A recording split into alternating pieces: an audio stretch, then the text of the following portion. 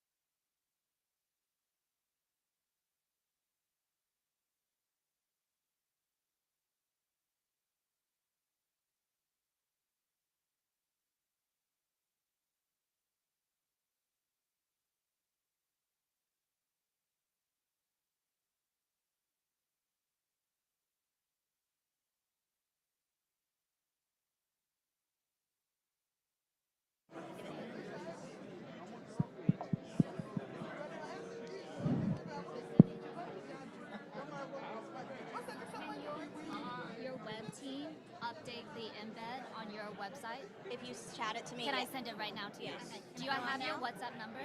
Because this one is real easy. Lynn, this is good to go? One. You, Send it to you.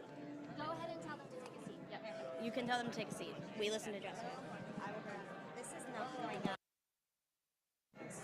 Okay. Esteemed guests, thank you for joining us this afternoon for today's launch of the Partnership for a Lead-Free Future. The program will be starting in 2 minutes. Please find your seats as we're about to begin.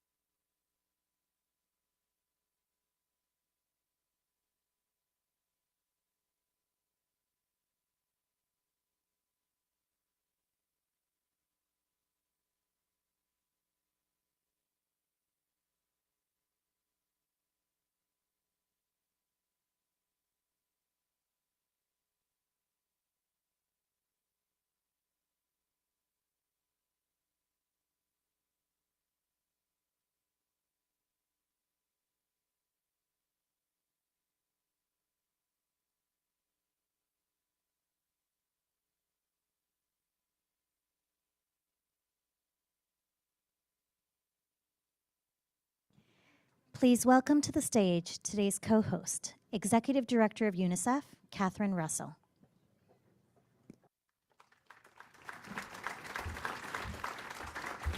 Hi, everyone. So nice to see you. Excellencies, distinguished guests, really absolute warmest welcome to UNICEF House. I'm so glad all of you could join us today. We're here to talk about an issue that has really lingered on the margins of development for too long, and that's lead exposure to children. I think many of you are probably, like me, were surprised to learn about the dangers and impact of lead on children. My colleague. Lead is poison, and no level is considered safe. Lead exposure affects almost every organ in a child's body, including their hearts, their lungs, and their kidneys. Perhaps worst of all, it damages children's brains before they have a chance to fully develop. Even at very low levels, lead exposure in children has been linked with lower IQ, average 6 points per child, which is significant, of course. In many low and middle-income countries, it's the case for about half the children. Imagine the impact on their ability to learn and later to earn a living. Imagine the impact on their societies. This is a gross inequity. In many high-income countries, like my own country, the United States, lead poisoning in children has been almost eliminated. It's time we moved lead exposure from the margins to the mainstream of development. Thanks to the work of a few trailblazers, that is starting to happen. And no one has helped speed the pace of that progress more than USAID Administrator and my friend, Samantha Power. I'm delighted that she is here today to moderate our discussion. So Samantha, I'm turning things over to you. There you are.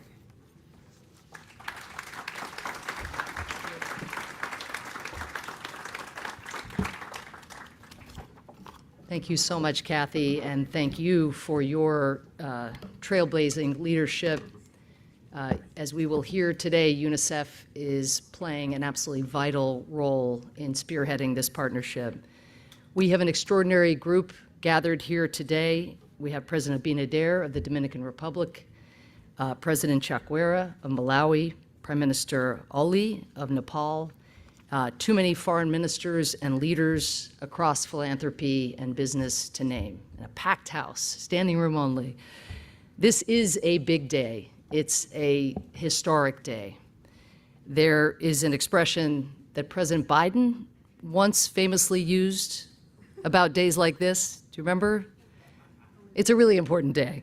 I can't say that out loud.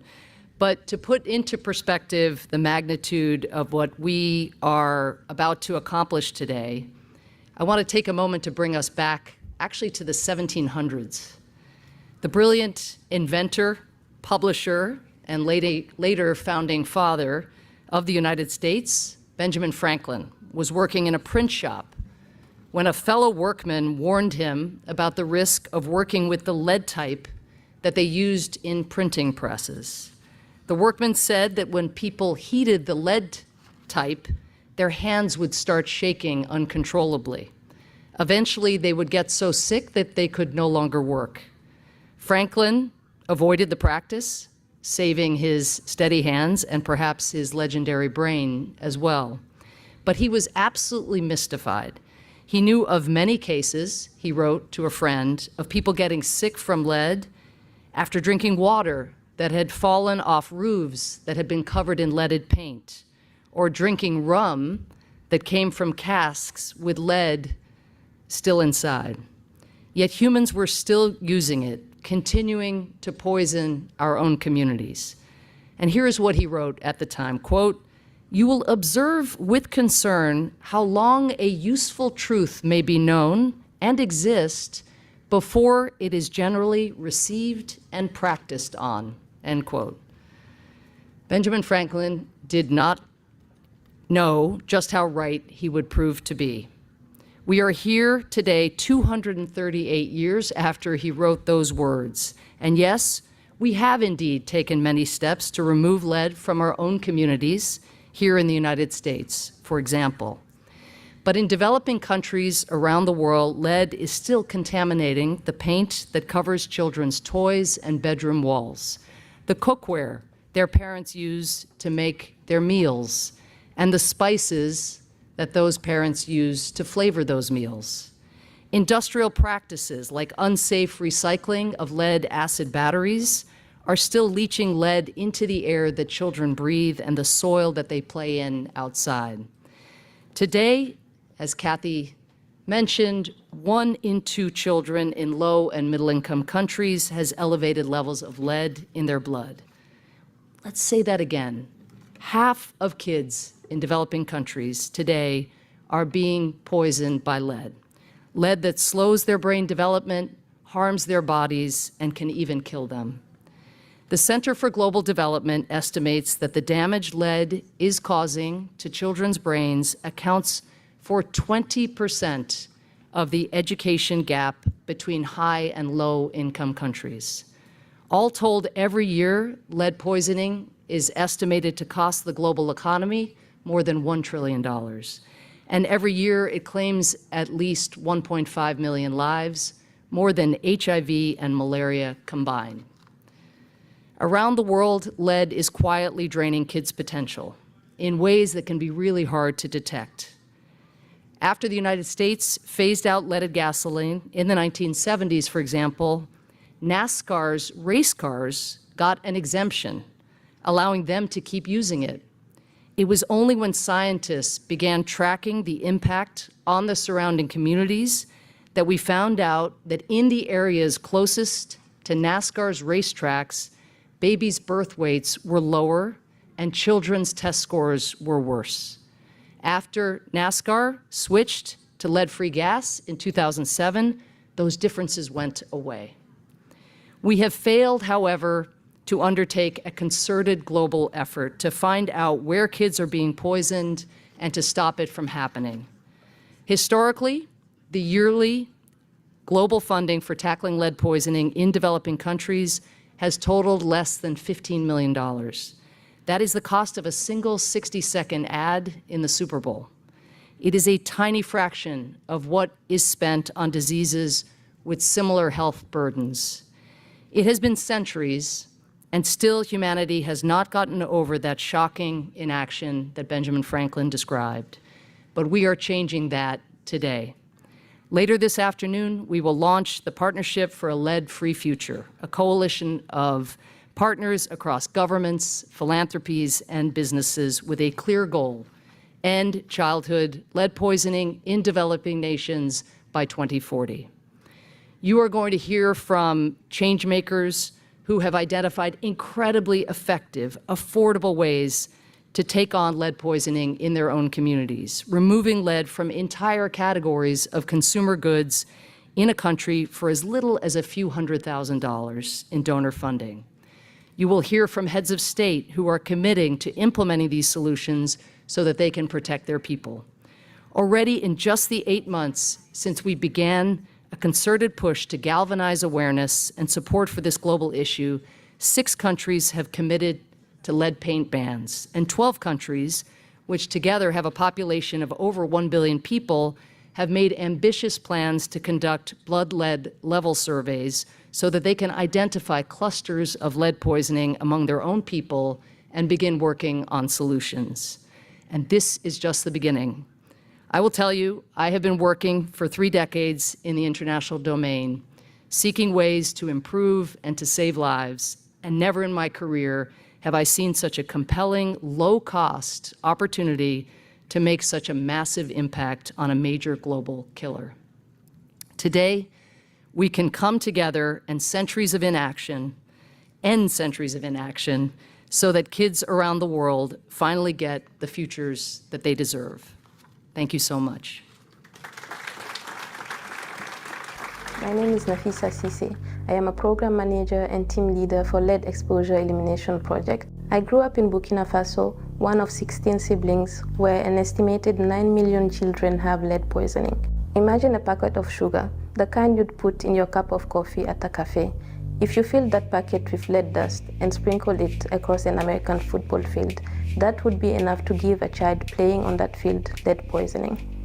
Why would anybody put lead in consumer goods? Well, lead used to be one of the fastest ways to get paint to dry or to create certain colors. But we now have cost-comparable alternatives, and I want to walk you through how we get paint manufacturers to make the switch. Remember these 4 words: measure, regulate, replace, enforce. It starts with measurement, knowing that there is a problem and figuring out which paints have lead. My team drives around the country where we are operating in, buying paints at stores, drying them, and then having them tested for lead. That information usually lights a fire for policymakers, and we then work with governments on the second step, regulation, phase lead out of paint. There are model laws readily available, and we haven't seen much industry opposition since the cost to the private sector are quite manageable. The third step is replacement, paint companies transitioning to lead-free alternatives. My organization makes this easy by connecting them with the right suppliers and paint experts who can help them reformulate their paints. Lastly, we support governments with enforcement to ensure that there is compliance. I want to stress that this playbook isn't just effective, it's cost-effective. When we look across the globe, we see about 50 high-burden countries where lead paint is still widely available. We think we can end the availability of lead paint in all of them for about $20 million, protecting hundreds of millions of children from lead exposure. And I want to emphasize that this playbook is replicable for other sources of exposure. It's what gets lead out of spices, and we are starting to explore this playbook for cosmetics as well. Together, we can work towards a lead-free future for every child.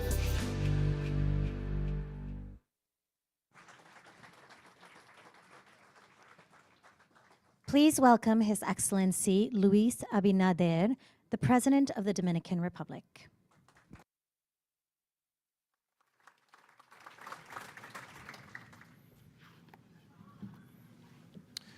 Samantha Power, Administrator of the United States Agency for International Development, His Excellency Lazarus Chakwera, President of the Republic of Malawi, His Excellency Sharma Oli, Prime Minister of the Federal Democratic Republic of Nepal, Catherine Russell, Executive Director of the United Nations Children's Fund, distinguished special guests and participants in this high-level event, ladies and gentlemen. Today, we are gathered to address a topic of profound importance, the construction of a future without lead, a future in which our communities, especially our children, are free from the danger of exposure to this toxin that silently affects the health and development of entire generations. Lead, as we know, is a heavy metal that leaves a devastating impact on the human health, disproportionately affecting the most vulnerable populations. The Dominican Republic believes in achieving a lead-free future through a collective effort that requires the cooperation of the entire international community, the private sector, and the civil society. To advance this goal, it is crucial that we continue promoting initiatives and multilateral agreements that progressively limit the use of lead-containing products. Strengthening international partnership is essential to the developing countries that can access clean and sustainable technologies, thereby accelerating this transition.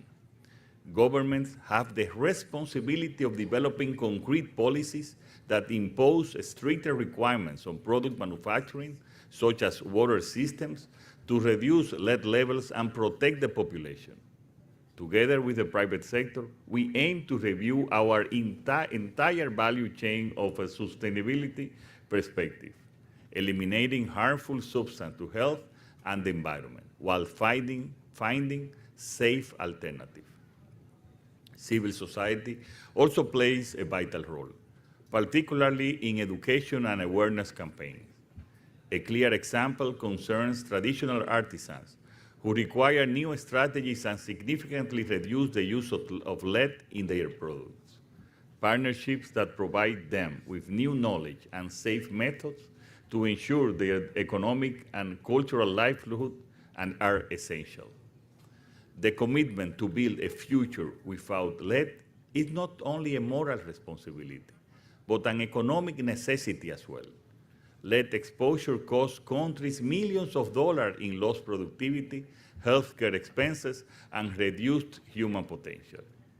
Investing in a lead-free future will improve public health and drive sustainable economic growth. We renew our commitment today with the full conviction that the decisions we make now will define the future for generations to come. We have the duty to continue working together for our children and future generations to leave behind a future free of lead. Thank you very much.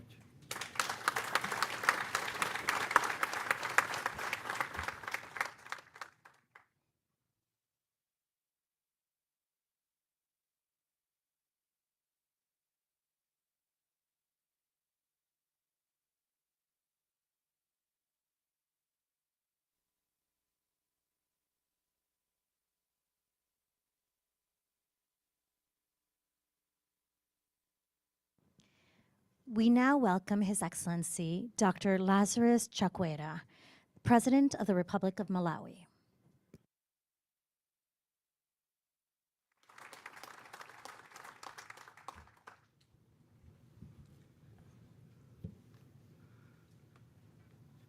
Ms. Samantha Power, U.S. Administrator, Excellencies, Heads of State and Government, distinguished delegates, ladies and gentlemen, whenever Administrator Samantha Power invites me to any discussion, I know to show up because she doesn't waste time on things that don't matter or on empty rhetoric that does not lead to action. And so I'm grateful to be part of this important discussion concerning the enormous work we must do to create a future in which our children and their children will live free of lead poisoning. If anyone thinks that lead poisoning is not a serious problem, that demands a concerted effort to address, they better think again. A year after I took office, we discovered high levels of lead in paint being sold on the Malawian market, resulting in the exposing over 3 million Malawian children to lead poisoning. So while we are pouring millions of dollars in education, the outcomes of that education are constantly being compromised by the impairment of children's cognitive development caused by lead poisoning, not to say anything of the cost of treating lead-related illnesses to the tune of close to $1 billion every year, which is over 5% of GDP. Now, the temptation for us politicians is to only focus on the problems that voters care about in the voting booth, or on the problems that you committed to during political campaigns. But every president in this room, prime ministers included, is here because they know that if we fall into that temptation, the first people to suffer neglect in our countries will be the children who don't have a voice or cast a vote. And we simply cannot allow that to happen. So, as far as I'm concerned, addressing this issue is a moral imperative and a civic duty to secure Malawi's future beyond election cycles. For there is no faster way to rob a country of its future than poisoning its children. So within my first year in office, we committed the resources of the Malawi Bureau of Standards to collaborate with the Lead Exposure Elimination Project in providing stronger enforcement of lead paint regulations, including better testing facilities to detect its products. This measure alone resulted in the reduction of the market share of brands with lead paint by 50% within 2 years, and secured the commitment of 2/3 of all manufacturers to go lead-free. And now that we have this momentum, we must stay the course and maintain our resolve to do what remains in order to make Malawi a country in which no child is ever exposed to lead going forward. toward that end. I'm pleased to announce here that Malawi is committed to join the Partnership for a Lead-Free Future in order to have access to the necessary international support to achieve such important benchmarks as identifying all key sources of lead exposure in Malawi, conducting a national survey of blood lead, level lead in Malawians, and creating a national roadmap for coordinating the end of lead exposure and sponsoring a resolution on lead mitigation.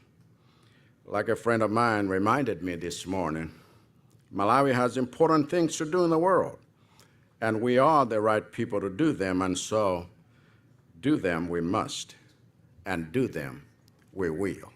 Thank you.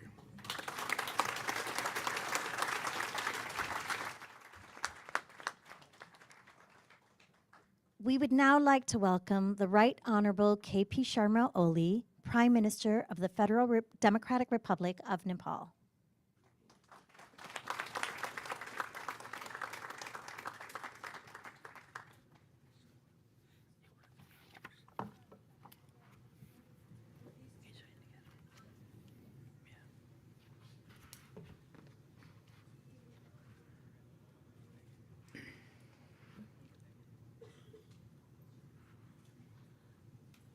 His Excellency President of Dominican Republic, His Excellency President of Malawi, Her Excellency Samantha Power, USAID,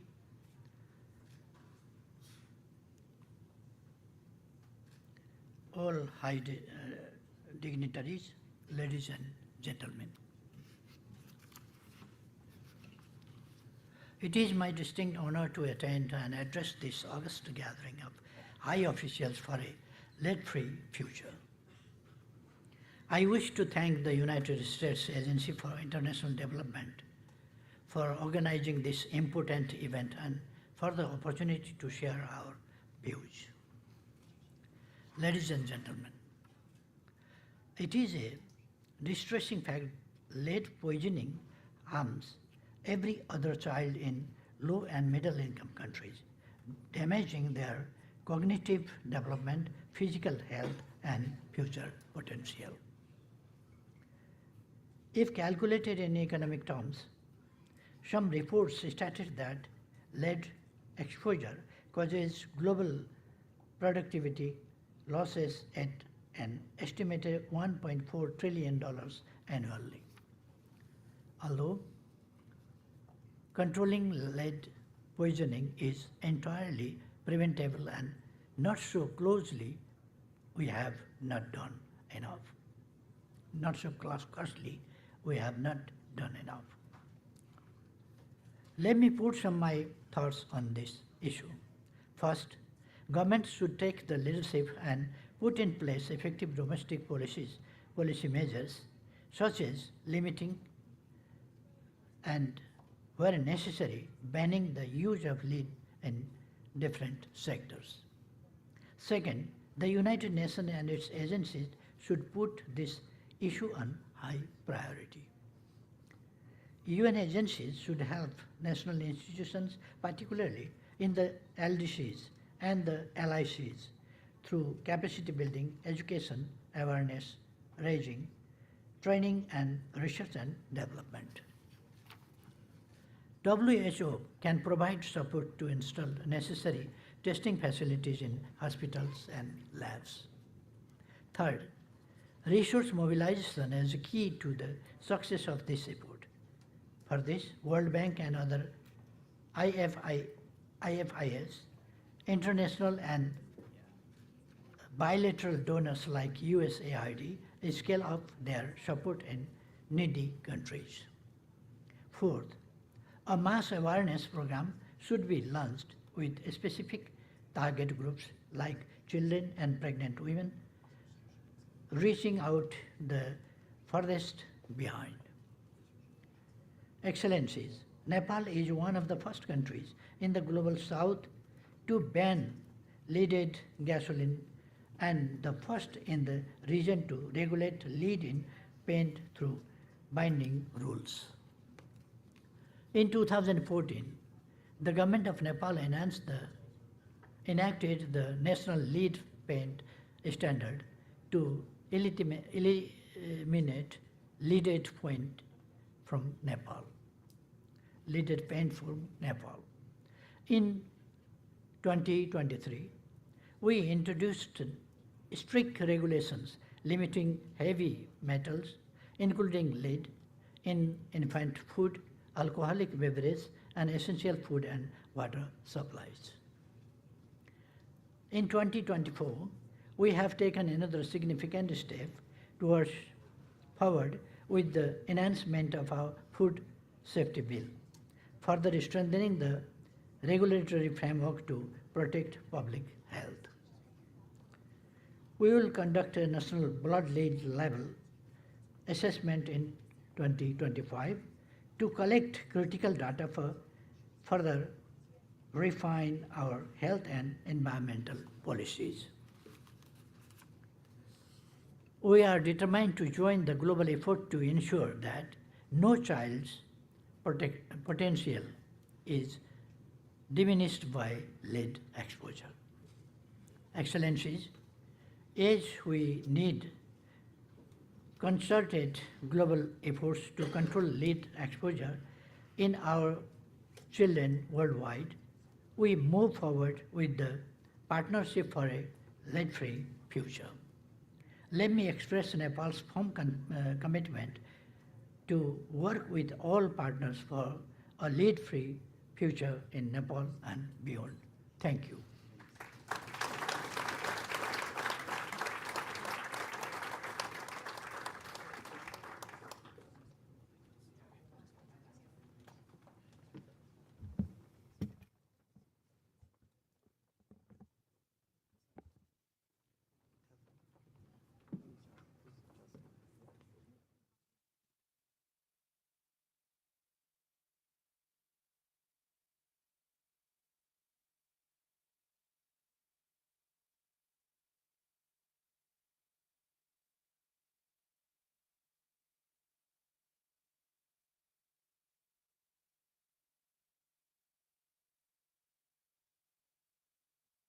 Now, I am extremely pleased to announce that we have with us someone who has dedicated her entire career to helping children and young people achieve the futures that they deserve.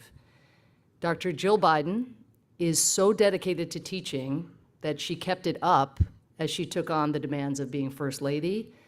I'm told she can be found in a corner of Air Force One grading her student papers because, as she puts it, teaching isn't just what I do, it is who I am. As First Lady, Jill Biden has done extraordinary work to support children and young people overcoming the challenges that stand in the way of them reaching their potential, whether that was the isolation of the pandemic or the rising costs of education or the scourge of horrific diseases like cancer. We could not be more thrilled to have her joining us here today to help take on another major threat, lead poisoning. Please welcome First Lady Dr. Jill Biden. Thank you so much.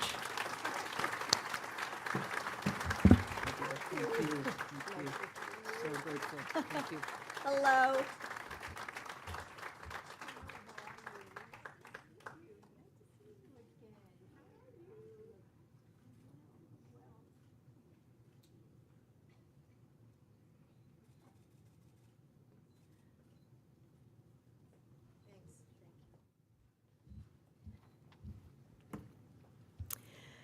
Hi, good afternoon.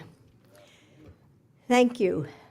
It's so quiet, yeah. You're like my classroom on the first day of school, you know, when the teacher walks in and everybody's like scared to death. So just think of me as your English teacher and you'll be chatting with one another soon enough. But anyway, it's great to be here with so many world leaders, Your Excellencies from Malawi and the Dominican Republic and Nepal, and Director General of the World Health Organization and President Banga of the World Bank. I'm glad to see you both again. and I appreciate your support of this coalition. I'm also grateful to Open Philanthropy, which has been at the forefront of the fight against lead poisoning in children for so many years. To Kathy Russell and Administrator Power, thank you for inviting me to join you today. So Kathy and I have known one another for decades. And beyond the causes that we both care about so deeply, expanding opportunities for women to protecting and lifting up children, I am so grateful for our friendship.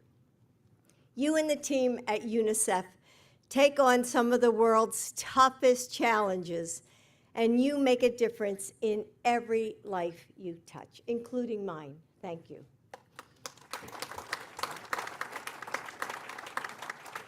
And Samantha, Joe's intrepid administrator of USAID, I am inspired by all that you do. The only thing greater than your determination to tackle humanitarian challenges around the world is your optimism for creating a healthier, safer, brighter future for people everywhere.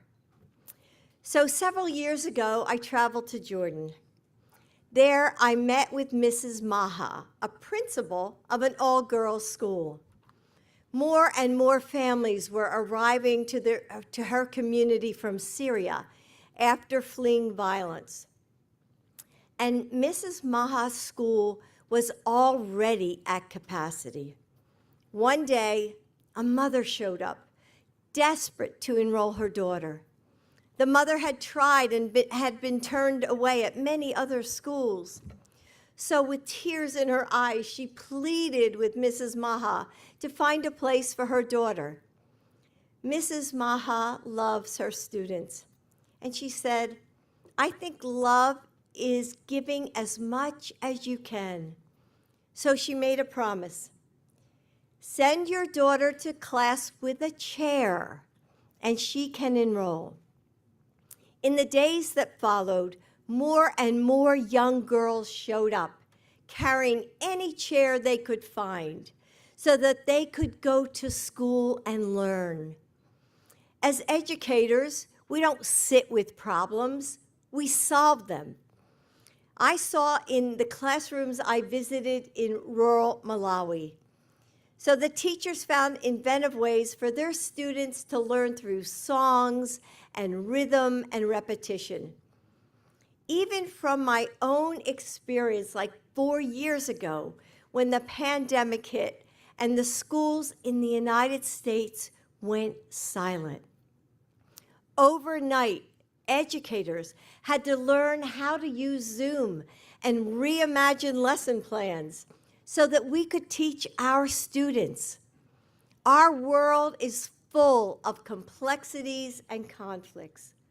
But for the problems we can solve, we can't hesitate. In Principal Maha's words, we must give as much as we can.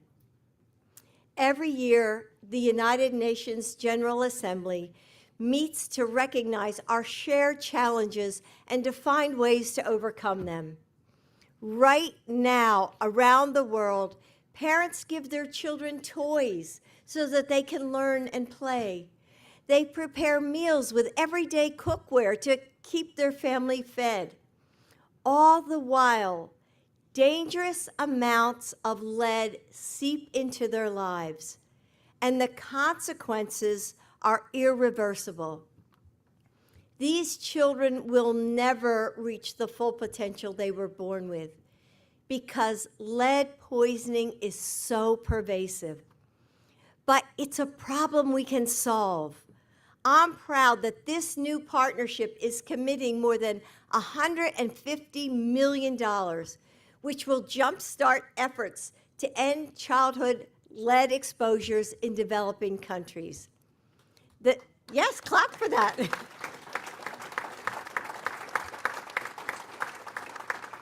This funding is 10 times more than what it's been spent annually on this problem to date, and it has a coalition behind it. partners from governments to industry to advocates who will phase out lead from everyday products, enforce safe standards, and create a lead-free future for every child. Through the Partnership for the Lead-Free Future, UNICEF and USAID believe we can end childhood lead poisoning by 2040.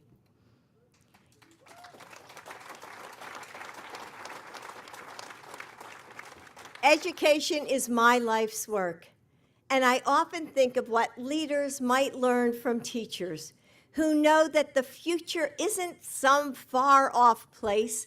It's right before them, in their students who are striving to learn and to grow. Teachers who don't stop at problems, but they push through.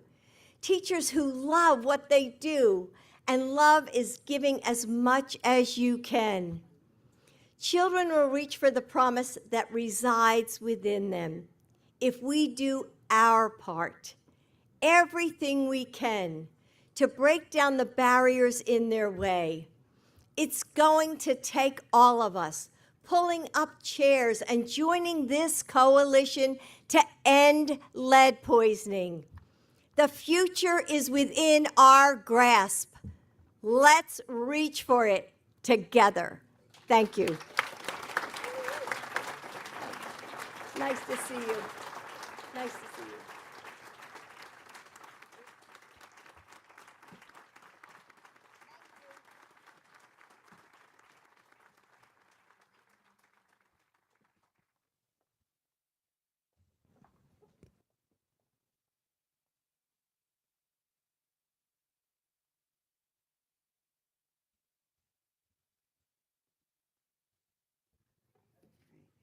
Well, that was fun. That's my worlds colliding, so it's always nice to have that happen.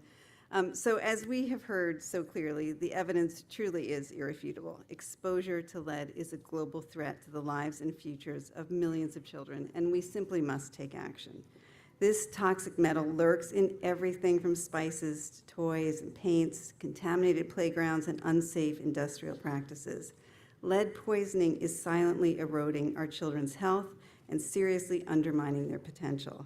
As we've also heard today, the impact of lead exposure is devastating children's lives, damaging societies, and diminishing economies, and yet, lead poisoning in children is entirely preventable. That it persists in the poorest and most marginalized communities is a shameful reminder of the inequities and environmental injustices that continue to plague our world. We cannot and must not allow another generation to be robbed of their right to a healthy start to life, especially not when we know what works. Evidence-based action, a whole-of-government approach, strong regulation to end the use of lead in consumer products, strict standards for the battery industry, especially on the recycling of lead-acid batteries, and stronger environmental protections for children. The compelling stories we've heard today prove that progress is more than possible. It's a moral imperative. We need to support and build on these efforts in every country for every child. That's what the Partnership for a Lead-Free Future will do. First, the partnership will champion country-led efforts and concrete action plans to end widespread childhood lead poisoning in low and middle-income countries. Second, we will help governments accelerate the development and enforcement of lead mitigation standards. The partnership will provide a platform for exchanging successful practices and strategies, sharing awareness campaigns and public outreach resources, and providing technical assistance. And third, we will foster partnerships between governments and all stakeholders, including donors, civil society, industry, and communities within and across countries. More than 20 governments have come together to form this partnership and to take it forward. I'd like to invite their representatives here with us today to please stand up as a demonstration of your government's commitment to ending childhood lead poisoning by 2040. I encourage all of you to stand up. Excellent. Thank you all so much. Would you like me to read them? Oh, I'm actually going to read them. Okay. Armenia, Bangladesh, Bhutan, Cambodia, Dominican Republic, Ethiopia, Georgia, Ghana, Guinea, Indonesia, Ireland, Kenya, Mali, Morocco, Nepal, Nigeria, Norway, Sierra Leone, Tanzania, Togo, the United States, Vietnam, and Yemen. So fantastic group. Thank you all so much.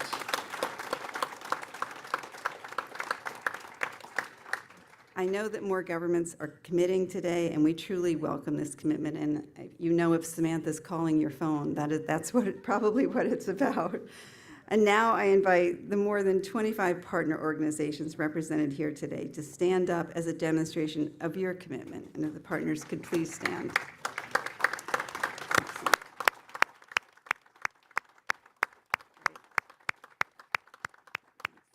Thank you all so much, and thank you for standing up for a lead-free future for every child. I really look forward to working with all of you to achieve it. I'm encouraged by the incredible commitment of so many of you, and I think this awareness raising has been fast, and we've done a really amazing job, but I look forward to many, many great meetings like this in the future to celebrate a real success. So thank you all so much.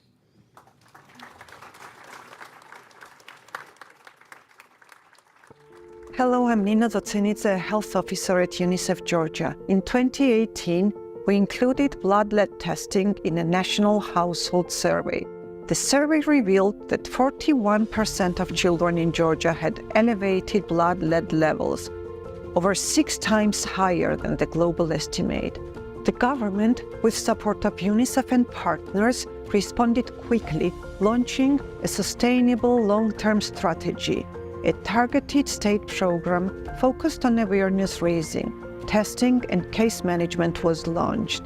Based on field testing, the government banned the use of lead in spices, toys, and varnishes, and initiated investigations on industrial sources. Georgia upgraded its laboratory services and established a surveillance system in 2 regions that will be scaled up countrywide by 2025.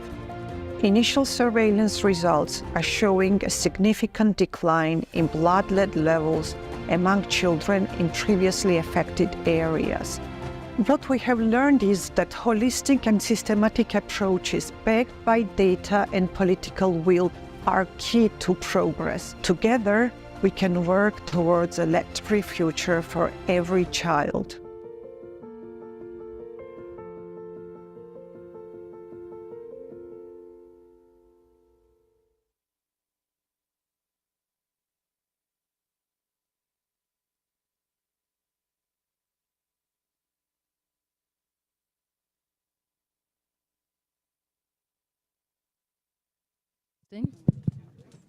Okay, thank you so much. I'm incredibly grateful, particularly to those of you, both in the audience and watching on the live stream, who have been agitating on this issue for so long, so thanklessly, who probably didn't imagine an event like this would come together on the one hand, but also can't believe it has taken so long. And without you, this would not be happening. And thank you, just really and truly thank you. I'm delighted now to be able to, and we're going to move briskly through the program. I know many of you have other obligations, and I'm really grateful to everybody who is staying the course. We are thrilled here to have a UN panel where we have with us the leaders of 3 of the most important UN agencies to drive this agenda forward, who have established track records in getting the lead out of gasoline very specifically. And I couldn't be more thrilled to have with us these 3 leaders. And I'm just going to pose a question to each of them. You can take it in whatever direction you want, but each of you have personal and institutional experience in efforts to eradicate lead that we want to draw on, that we urgently need to draw on in this campaign. And so, Kathy, I'm going to start with you, even though I'm sure you feel I feel the same way, that we've heard enough from us. But UNICEF is going to be the home for this partnership, and obviously you are seeing every day the impact of your programs in education and other programs, but also some of that impact blunted by the effects of lead. So I wonder if you could talk a little bit about how the work UNICEF has done over these last years prior to this big launch today, and how that will inform the new partnerships strategy going forward. Okay, great. Thank you, Samantha. Let me say a couple things. One, the way UNICEF really started to get into this more fulsomely was in 2019. We were doing a survey, just a regular, what we call MIG survey, but the surveys of population in Georgia. And before UNICEF did it, there were some other surveys that had indicated that there was some higher levels of lead than we expected in Georgia. So UNICEF when we do the MIG survey, it's like people come knock on your door and ask you a bunch of really, personal questions. And also, we got them to agree to do blood testing as part of that. Right, so in addition to asking people personal questions, we're also saying, can we take the blood of your children? However, it did work, and we were able to do it, and what we found is that the lead exposure was 41%, which was astronomically higher than we expected. And so at that point, UNICEF started to get more aware of just how dramatic this problem was and how we were probably underestimating the effect of it. So I think what we look at is a couple things. One is we focus on national ownership and leadership, and I think what you saw from the leaders who spoke before show how critical that is, right? They need to understand that this is a problem, and I have to say, I've been to countries where I say, do you have any sense of what the lead issue is? And they're like, we don't have lead here. That's not an issue. I'm like, no, you probably do. You just don't know it. So having the national leadership is a critical first part of this. And I think that is what we are focusing on at this point. We're also trying to do more and more of these surveys because unless you know what's happening, it's really hard to address it. And again, the surveys are evidence for us. It's also that, in some places, lead is more prevalent in some places than others, even in a country. So to say to a leader, this is what's happening, it's very helpful to have the data to do that. And so I think, we're working with WHO, our partners at WHO, to do that work. And we're also working to identify and really study the supply chains of primary sources that are poisoning children. And that is a critical piece of this because you need to know how the stuff is coming in, where it's coming from. And some of that data has been anecdotal, but I think to be more systematic is what we're trying to do. And that we're doing with our colleagues at UNEP and the World Bank, and I think it's critically important. And I would just stress as a final point that everything we do in partnership with others. There are fantastic organizations that have been involved in this space, the Clarios Foundation, and others who have really done so much work. And I think for us, obviously working closely with USAID, with EPA, which is interesting, but also with our UN partners is the absolute most important way to go forward. It's fantastic, Kathy. And you're absolutely right, measurement as the foundation. We talk about macro measurement nationally, but actually getting the details of what's happening in particular communities is going to be key to targeting and tailoring our efforts. Really thrilled. I think the Gates Foundation is here. It's going to be contributing as well to the measurement efforts, which is wonderful. Inger, maybe bringing you and the UNEP history in here. We do have this foundational example, which a number of us have alluded to in our previous comments, of getting the lead out of gasoline and doing so relatively on the cheap when you think about how complex that operation seems in retrospect. It's really one of the greatest untold stories, I think, in the history of development. And so it'd be great to hear a little more, given that UNEP was one of the drivers of this effort, about that campaign, but also what we can learn from it and apply to the urgent issues of today. Thank you. I think, as you referred to in your opening speech, we knew in the 1920s, when we began to add lead to petrol, that it was very dangerous, and nevertheless we did. And so it's actually a 20-year campaign that UNEP led. It ended well, because in August of 2021, the last liter of the last gas was pumped in the last country, and we checked the lines, and they were lead-free, and they got pumped out, and so on. But what did it take?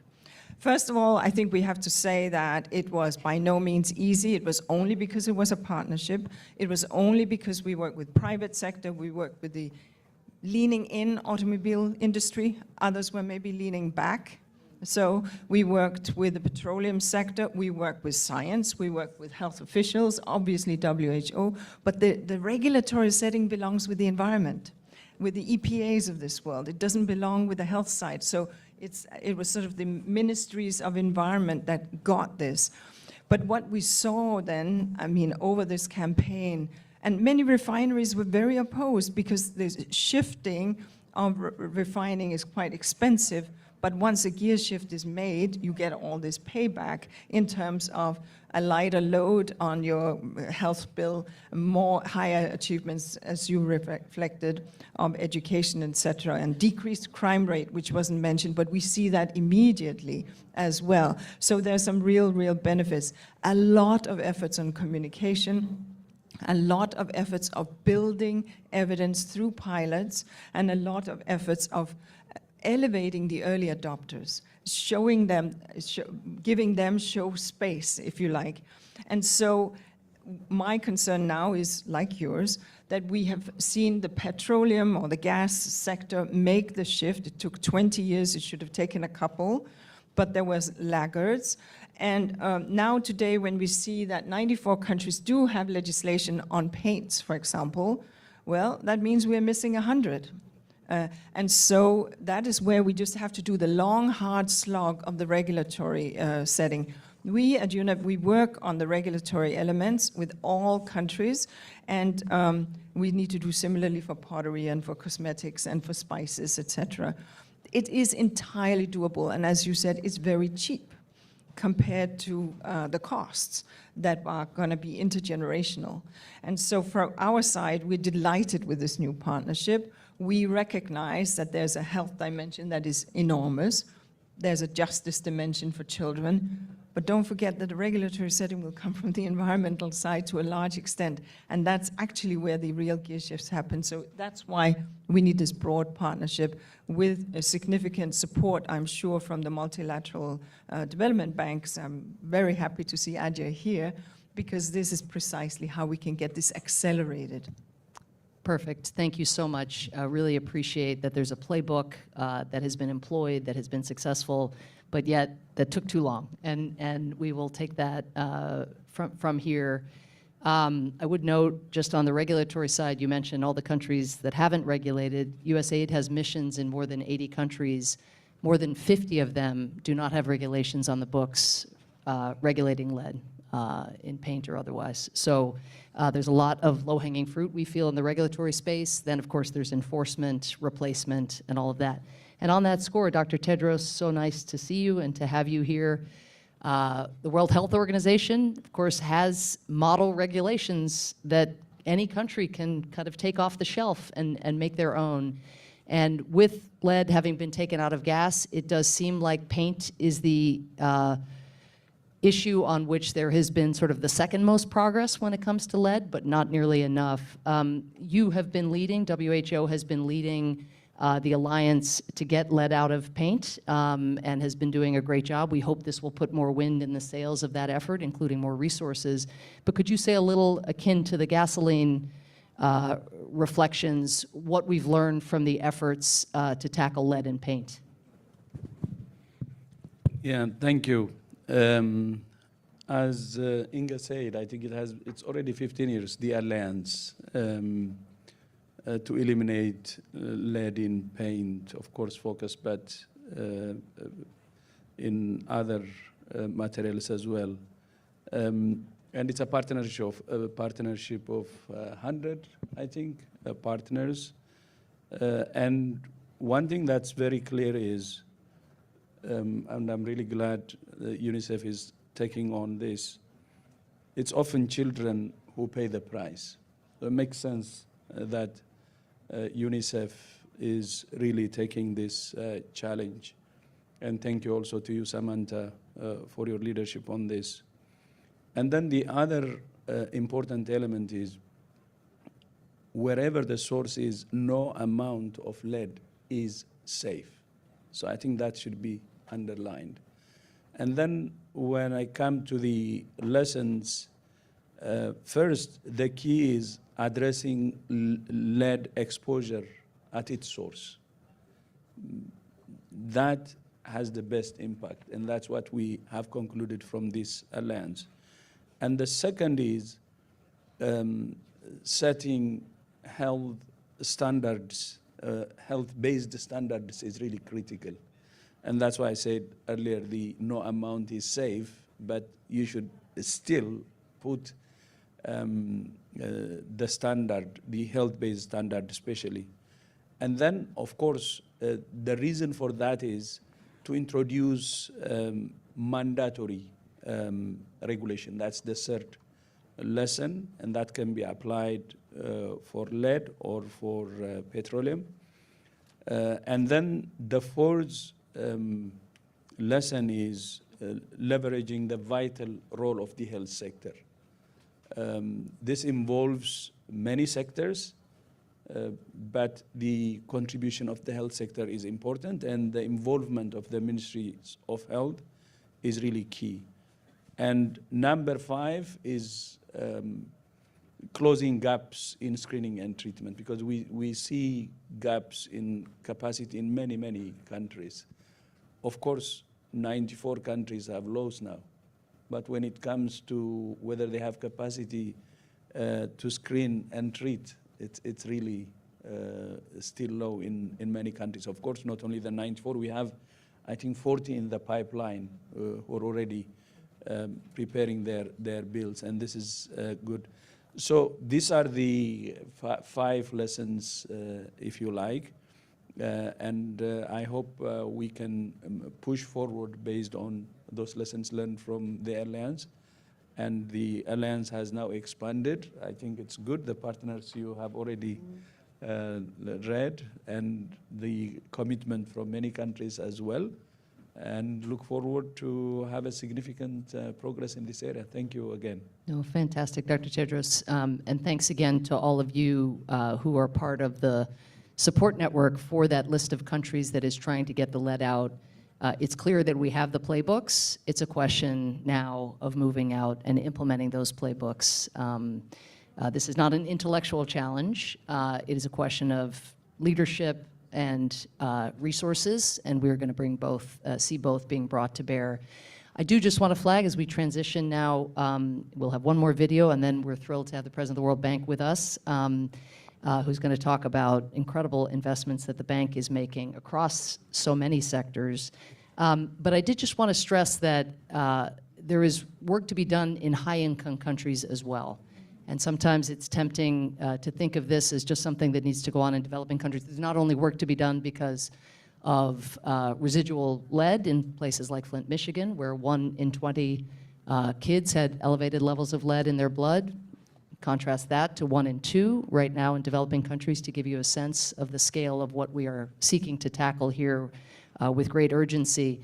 But in developed nations, in upper-income countries, the monitoring and surveillance that, for example, here in Manhattan, the New York City Department of Health and Mental Hygiene conducts investigations when lead comes into this country and has traced it back to cosmetics, to spices, and this kind of work actually can inform our global priorities. It also is something in advanced economies that can be used also to show we are all interconnected.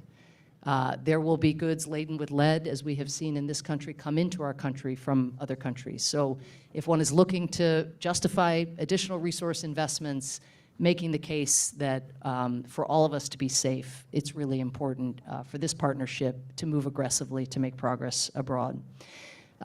With that, I think we will hear a short video. I encourage you to watch this video. It's on private sector contributions to this cause.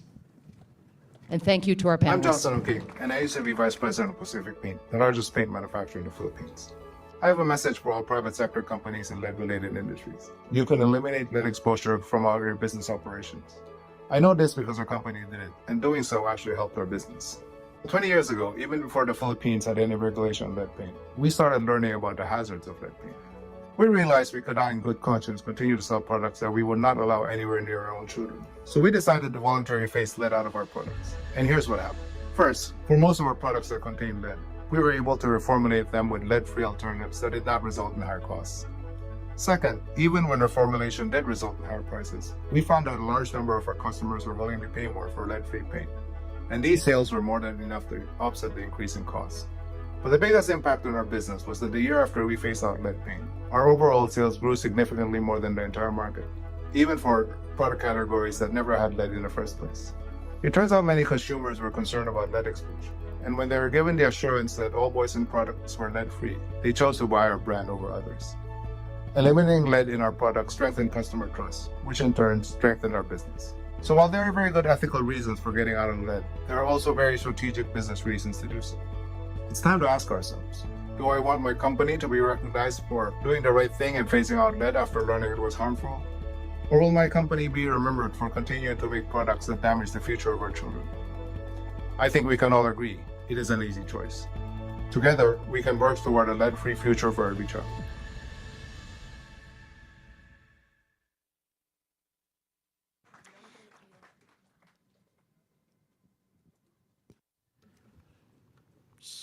Sam, thank you for having me with you. And most importantly, thank you for the leadership you've taken on this. I recall vividly a conversation with you saying, I really need you to get involved with this whole topic when I was very new at the World Bank. And you can imagine I used to get a lot of those calls, but Sam's way of discussing it made me understand the importance of how you don't get involved in the tyranny of small things. You fix the ones that can be fixed. And this is a big one to fix. This whole issue of lead is a pervasive threat. We've all discussed it. Factories, mines, spices, tea, water pipes, cosmetics, toys, it's all over the place. Lead paint is still widespread in many regions. We know the impact is devastating. We've all talked about the impact on children. The president of Malawi said it really well. When you impact your children, you impact the entire future of your country.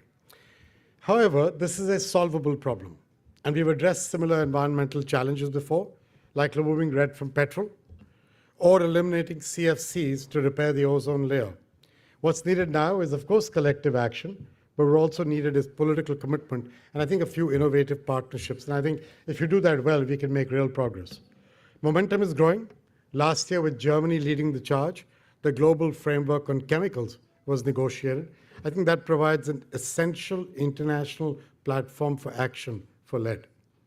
Today, the USAID, led by Sam, by Administrator Power, Sam's French, so I should be a little more formal sometimes, has convened an international coalition to work towards a lead-free future. We are very proud at the World Bank Group to be a part of it, but I think it takes everybody, governments, financial sector, private companies, philanthropies, but I think we should approach the problem just a little differently from the way we've been doing it. And so the question is, what must we do to eliminate lead from our homes, food, and water? I think it's a strategy on 3 components. The first one has to do with what Kathy was talking about, better data. It is basically essential to support countries in identifying the communities most exposed to lead and then determine the source of that exposure, because then you can kind of target it properly. For example, in Senegal, where lead contamination is widespread, right now we are strengthening the health system by equipping the Poison Control Center with lead detection capabilities, and a simple solution that we can replicate globally through the work we're doing on healthcare, and Tedros and I are doing a lot of work together on this. Next, we need to safeguard future generations from lead.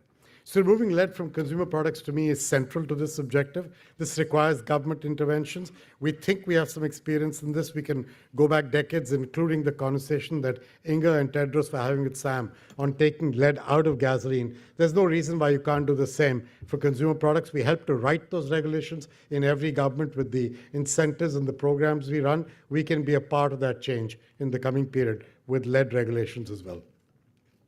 Lastly, I think we must remediate existing contamination. Whether by replacing lead fittings in water pipes or creating safe battery recycling infrastructure, I think remediation is crucial because a lot of stuff has already been done with lead. Getting it out is as important. And that's tedious. It's block by block work. It's going to be expensive unless we do it a little creatively. One way we're working towards this goal is to identify pipes that are already being dug up to repair leaks, what we call reducing non-revenue water, and ensure that they are replaced with lead-free alternatives. So you piggyback on existing infrastructure projects. We can keep costs down. We can address multiple issues simultaneously. In this case, both water preservation and lead abatement.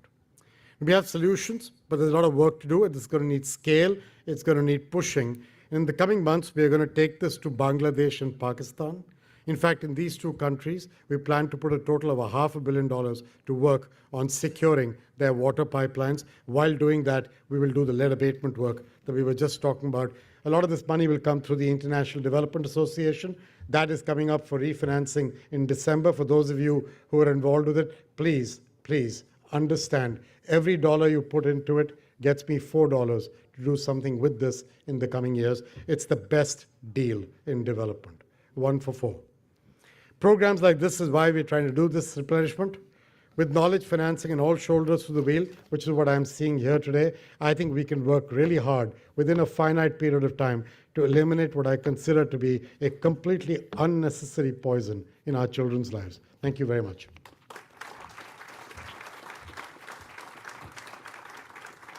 My name is Jenna Forsyth. I've always been passionate about scientific detective work, linking together clues to get to the root cause of issues and bringing about change. In 2015, I was in Bangladesh working on my PhD. I was trying to figure out why nearly half of the women in this rural area had lead poisoning. The usual suspects, like paint and industrial pollution, were not the culprits. So my collaborators and I conducted a series of targeted studies. One of these studies exploited lead's unique chemistry. Lead from different sources can have distinct isotopic fingerprints that provide clues about the lead's age and origin. When we looked at these fingerprints, we found that the lead in the blood of these rural Bangladeshi women was coming from spices. It turned out that turmeric processors had been adding leaded pigments to the turmeric roots for decades to increase their vibrant yellow appearance. With local collaborators at ICDDRB and the government of Bangladesh, we developed a playbook for tackling lead in spices. The result was a 90% reduction in lead-tainted spices in just a few months, and within 2 years, lead was completely eliminated from the spice supply chain. We achieved these results for the entire population of Bangladesh at less than a penny per person. But this problem doesn't end in Bangladesh. I can't tell you how heartbreaking it is to tell a parent their child has been poisoned. There's no cure and no recourse.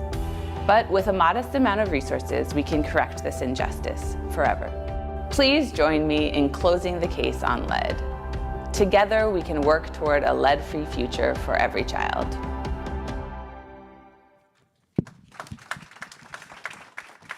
Great, and we have Jenna Forsyth with us here in the audience, and I wonder if she could just stand so we could recognize Jenna. It's in the very back. You can't get a seat after getting rid of lead? Thank you again for advocating for so long to bring about the launch of a coalition like this. I am absolutely thrilled to have the panel here with us. We have Alexander Berger, who is the CEO of one of the world's largest philanthropies. Next to him is Aliko Dangote, who created the Dangote Foundation to transform people's lives across Africa through health, education, and empowerment, and has been an incredible collaborator to USAID in recent years. And then Anita Zaidi, president of the Gender Equality Division at the Gates Foundation. I'd like to start with Alexander, if we could. Open Philanthropy has been the largest funder globally in the lead space now over the past few years. And when you and I first met over Zoom, I was just very taken by your logic, which I think has become our logic for why we have gone all in on this effort. But I wonder if you could share, what was it that caused you to come to this issue when you could fund and have the philanthropists who work with you fund a million issues in such a messy world? At Open Philanthropy, we always start with our mission, which is to help others as much as we can with the resources available to us. And we think that the most important question that a philanthropist faces as they face that question is what cause they should work on, what problem they should be trying to address. And the three criteria that we use as we think about that are importance, how many people are impacted, how much by the problem, neglectedness, how much other philanthropic resources are already flowing towards it, and tractability, how much additional progress can you make with an additional dollar? How cost effective will it be? And we've already heard a lot today about the importance of lead as a global problem and its neglectedness, previously only having around $15 million a year of philanthropic funding. And so I wanted to focus a little bit more on the tractability or the cost effectiveness side in answering that. In the video you just saw with Jenna, looking at their work in Bangladesh, Open Philanthropy estimates that more than 20,000 lives will be saved due to Jenna and her collaborators' work to get lead out of turmeric, at a cost per life saved below $100. And I think those can just, we've thrown around a lot of numbers today. I think often the numbers can all kind of like blend together and it can be hard to keep track of them. But when we think about other kinds of global health interventions, which is a place where we invest a lot, we often think about best buys being things like bed nets to prevent the spread of malaria, vitamin A supplementation. And typically a really good cost effectiveness number for that would be something like $5,000 to save a child's life. And so if you compare that, that's 50 times more cost per life saved than what was realized in that Bangladesh case. And I think, you can take any individual case and say, maybe that's an outlier, maybe they got really lucky. And I think there's some truth to that. But what we've seen today and what we've seen globally is that the Bangladesh case doesn't stand alone. LEAP's work in Malawi and with the Malawian government to get lead out of paint there, work with UNICEF on spices in Georgia, have gone really far to make progress on this problem. And it's really building on that track record of recent success from some of these shoestring efforts that Open Philanthropy decided to try to get together a new initiative that we're calling the Lead Exposure Action Fund that we're launching here today, where 10 philanthropies have come together to commit more than $100 million to lead. Almost all of them are new to lead as an issue. That'll be spent over the next few years. And so that will more than double global annual philanthropic spending on lead in developing countries. And I actually wanted to take a moment to acknowledge many of the funders of that initiative are here in the room today. So I wanted to give them a round of applause. Thank you all so much.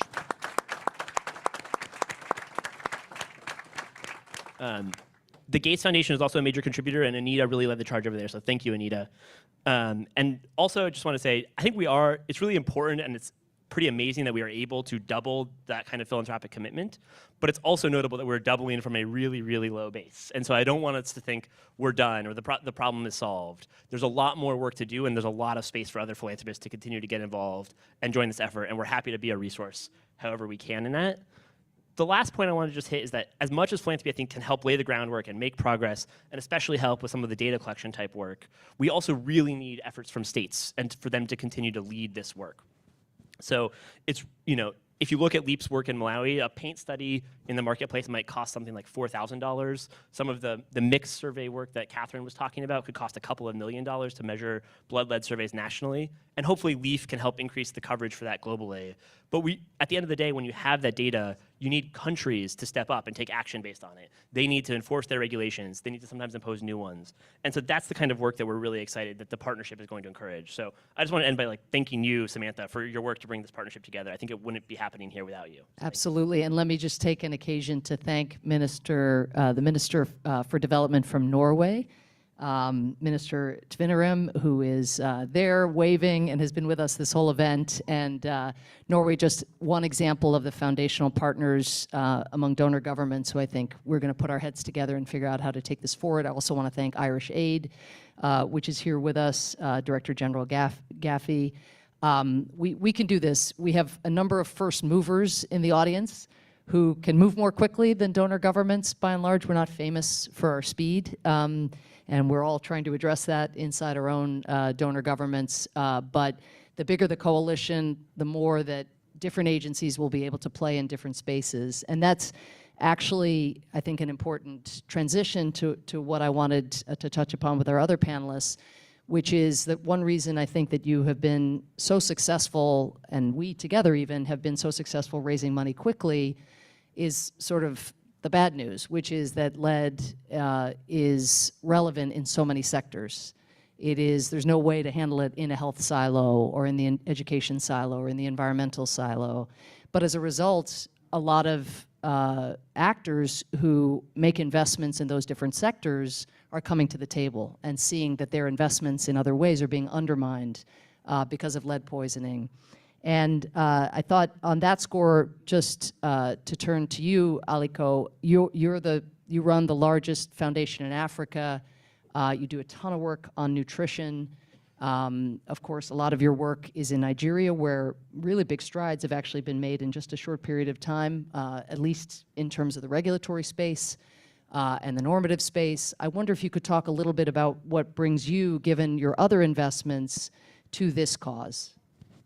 Well, thank you very much, Samantha. It's great to be here.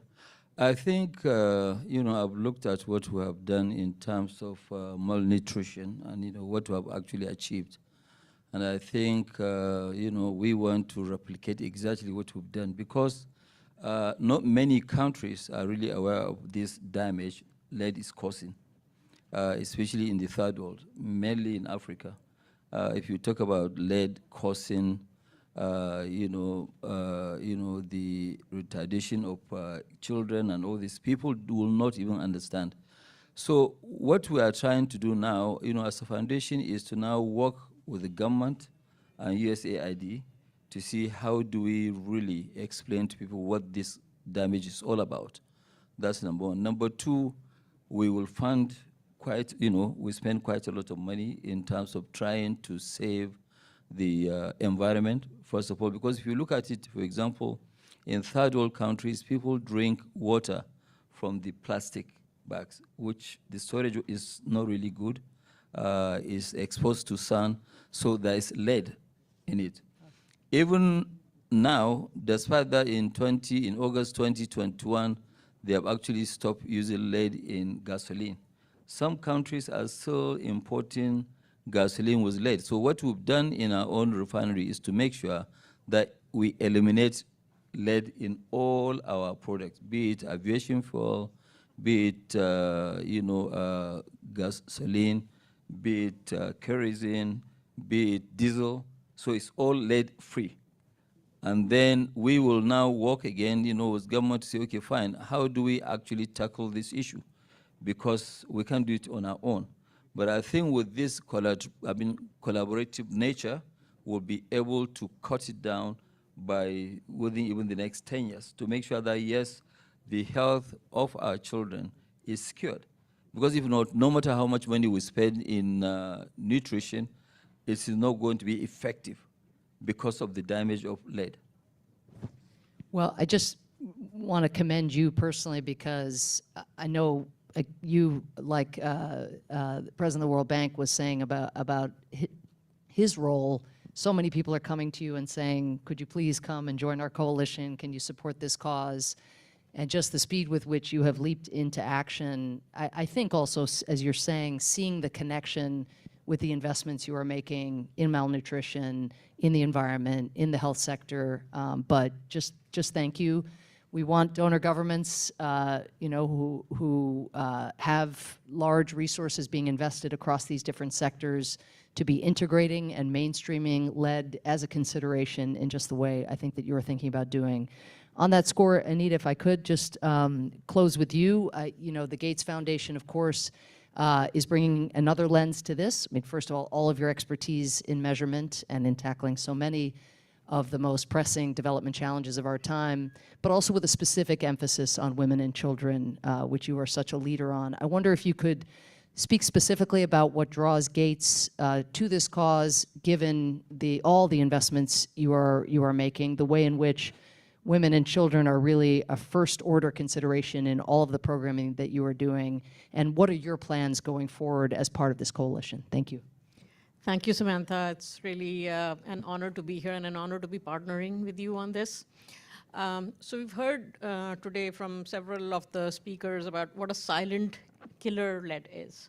That low-level exposure over time that you might not even know about, you might not even recognize, will result in death, which we know is now 1.5 million is what we estimate is the annual number of deaths through the global burden of disease estimate. But it actually maims hundreds of millions of children, right? That's what the 1 in 2, the half number means for children with lead poisoning in their blood. And what it does is it causes intellectual damage and it causes behavioral issues which are permanent. This is irreversible damage to the brain. And we heard quite a bit about this today, but what we didn't hear about that much is actually what it does to pregnant women, right? And we know, and you gave that story of the NASCAR experience, that it causes stillbirths. Lead exposure causes stillbirths. Lead exposure causes miscarriages. Lead exposure causes premature births. And lead exposure causes severe anemia because lead actually competes with iron. And 60 to 70% of women in low and low middle income countries are anemic during pregnancy. So this is all actually seriously underestimated as an issue in pregnant women and how much damage it's doing.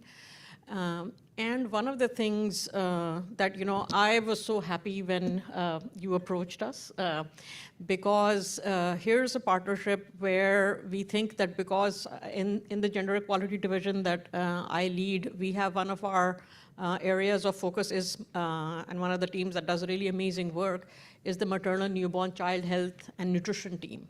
And one of the issues that they're really focused on is low birth weight, because low birth weight, if a baby is born low birth weight, that is actually now the major cause of childhood malnutrition-related deaths. And that's also the focus of our Goalkeepers event today. And one of the things that's been talked about in the literature for a very long time is what's called the South Asian enigma. Okay, and what is the South Asian enigma? It's why are 25% of babies in South Asia born low birth weight? And it's been an intractable problem. And we've actually never systematically looked at the effect of lead. Like how many of these women, pregnant women, are actually getting lead poisoning, and that's what's causing to this, leading to this unexplained burden of low birth weight. So I say this because there's a lot of need to actually do research to understand the adverse effect of lead poisoning on populations in low and low middle income countries. And so I'm really delighted to be able to announce that we will contribute up to $20 million to the lead exposure prevention effort. And 10 million goes directly to open philanthropy on their lead mitigation efforts.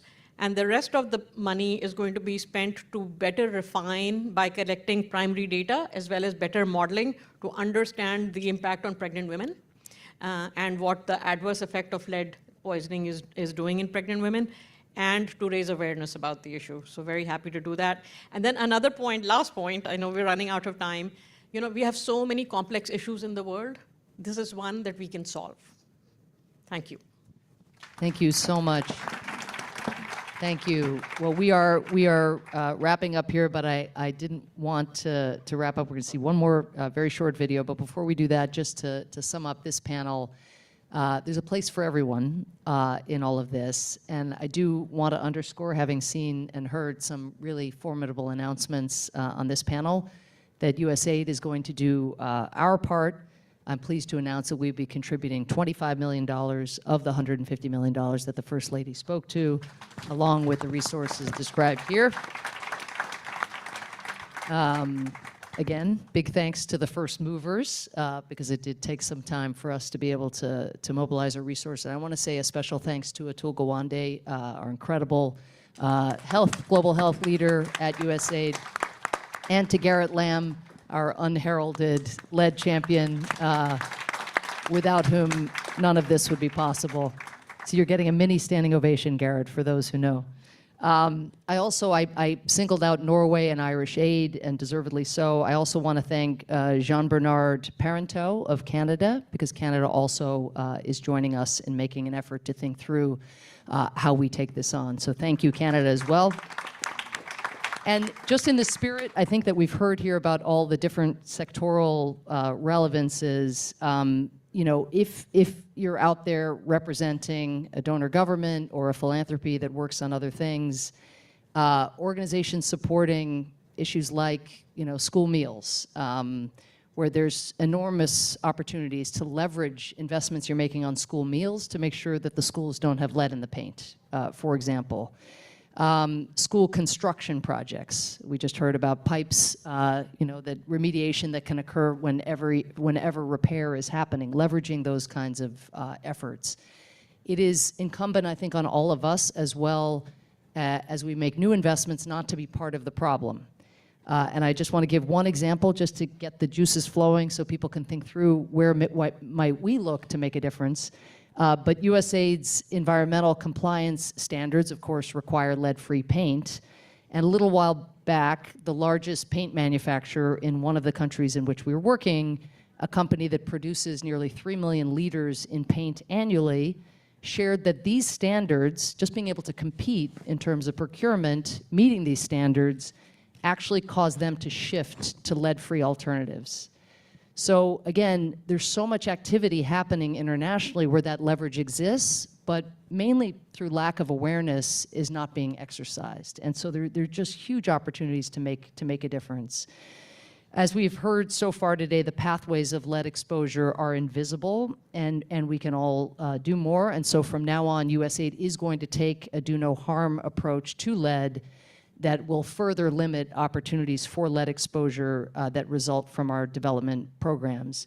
Also, very much inspired by our partners in the Gates Foundation and the recognition that we need more data, more measurement, USAID is integrating the ability to do blood lead level testing into our own health surveys. And I really encourage other bilateral donors who are funding health surveys to insist upon this and to do the same.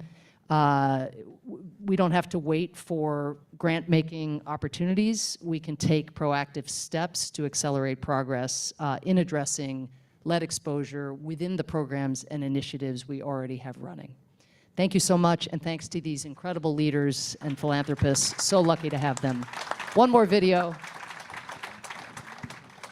Hello, I'm Mitali Dash, Communications Lead at Pure Earth Bangladesh. In 2019, we discovered that lead levels in the soil of Saims village in Mirzapur, Bangladesh were higher than the reference standard due to unsafe battery recycling. This posed a serious health risk to the entire community, including 200 children like 10-year-old Saim, whose high blood lead levels caused memory, learning, and attention problems. In response, in 2021, Pure Earth Bangladesh, along with the community and the Ministry of Environment, launched a comprehensive strategy to restore both health and the environment in Mirzapur. This included blood lead level testing, environmental testing, awareness campaigns, safe battery waste disposal, removing contaminated soil, and decontaminating homes. After a year, blood lead levels in children, including Saim, significantly declined. Villagers are now growing fruits and vegetables safely, and livestock is no longer at risk. The cleanup has ensured that future generations will be safe from this severe lead pollution. The government has collaborated with Pure Earth to clean up 3 communities with severe lead contamination. A 4th is currently underway. Pure Earth is also working with the government to support the shift from informal to formal battery recycling. Together, we can solve lead pollution and work towards a lead-free future for every child.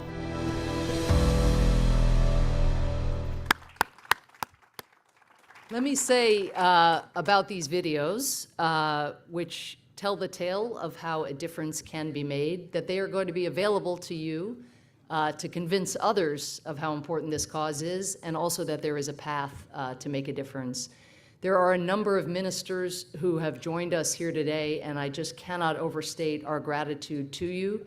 Unfortunately, of course, we didn't have time to hear from everyone, but we really look forward at USAID and in this coalition to lifting up your leadership and being right there with you to support wherever you think this initiative needs to go in your country.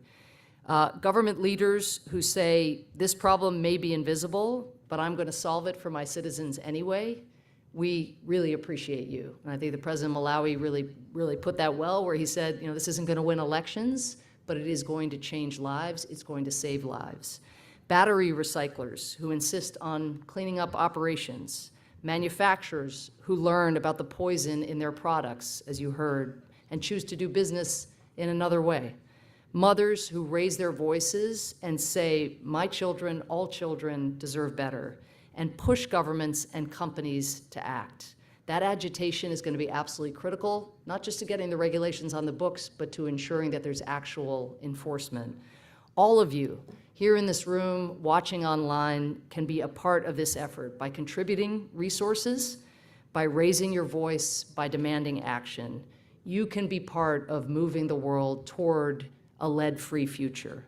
You can help humanity choose, after centuries of inaction, to finally stop ignoring useful truths and instead to unleash the full potential of children across the planet.